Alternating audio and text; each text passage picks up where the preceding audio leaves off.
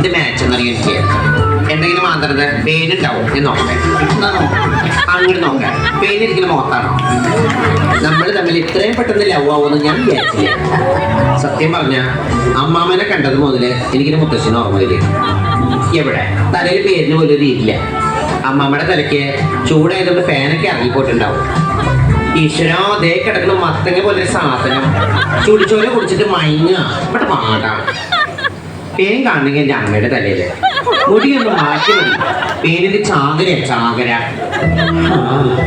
ആ ചാകര ഞങ്ങളുടെ കടലിലുണ്ടായിരുന്നെങ്കിൽ എനിക്ക് എന്റെ മാലുവിനെ വിട്ട് പോരണ്ടായിരുന്നു. നിന്റെ മാലുവിനെ എനിക്ക് അത്രക്ക് ഇഷ്ടായിരുന്നു. ഇഷ്ടായിരുന്നു, ഒരുപാട് ഇഷ്ടായിരുന്നു. പക്ഷേ ഞാൻ ശാപമാണെന്ന് എല്ലാവരും പറഞ്ഞപ്പോ അവള് പോലും ഒരു വാക്ക് തീർത്ത് പറഞ്ഞില്ല. ഞാൻ കടലിലേക്ക് പോയപ്പോ കാത്തിരിക്കാന്നൊരു വാക്ക് പോലും എന്നോട് പറഞ്ഞില്ല. എല്ലാവരും വെറുത്ത കൂട്ടത്തില് അവളും എന്നെ വെറുത്തു. അതാ എനിക്ക് സങ്കടമായത്. ആദത്തിന് പരദീസ നഷ്ടപ്പെടാൻ കാരണമായതും ഹവ്വ തന്നെയാണ്. മാലുവിന്റെ കാര്യം പറയുമ്പോ അതിന്റെ ഇടയിലേക്ക് ഇതിനെ വെറുതെ ഹവ്വയെ വലിച്ചെടുക്കുന്നത്. ഓ, നീ വേറെ ജാതിയാണല്ലോ. ഞങ്ങളുടെ ഹവ്വനെ നിനക്ക് പിടിക്കില്ലല്ലോ. അമ്മമ്മ അങ്ങനെ പറയരുത്. എല്ലാ മതങ്ങളും ഒന്നാ, എല്ലാ ദൈവങ്ങളും ഒന്നാ. ഉദാഹരണത്തിന് ഇപ്പോ ക്രിസ്ത്യാനികളുടെ ക്രിസ്തു, ക്രിസ്തുവിൽ ക്രിയുണ്ട്. ഞങ്ങളുടെ കൃഷ്ണൻ, കൃഷ്ണനിലെ ക്രിയുണ്ട്. പിന്നെ മുസ്ലിങ്ങളുടെ അയ്യടാ മുക്രിയിലെ ക്രിയുണ്ട്. ഞങ്ങളുടെ കൃഷ്ണൻ കാളിനത് പാമ്പിന്റെ നിറകടലിൽ ചവിട്ടി. നിങ്ങളുടെ ഗീവർസുണ്ടാലും പാമ്പിന്റെ വായിൽ കോലിട്ട് കൊത്തി. എന്റെ തേങ്ങാപ്പുരാണെങ്കിലും കുത്തോണ്ട് പാമ്പിനല്ലേ. അമ്മമ്മയുടെ എനിക്കൊന്ന് പറയാനുള്ളൂ.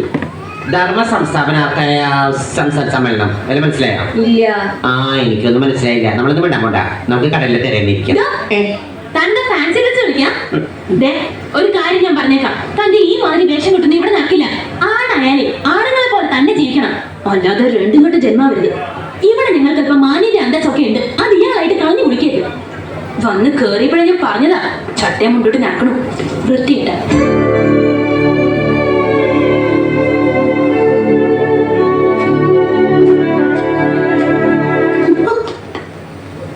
റോസിക്ക് എന്റെ സ്വഭാവവും പ്രവർത്തികളും ഇഷ്ടപ്പെടുന്നില്ലെങ്കിൽ ഈ വീട്ടിൽ നിന്ന് റോസ് എങ്ങോട്ടെങ്കിലും പൊക്കോളൂ.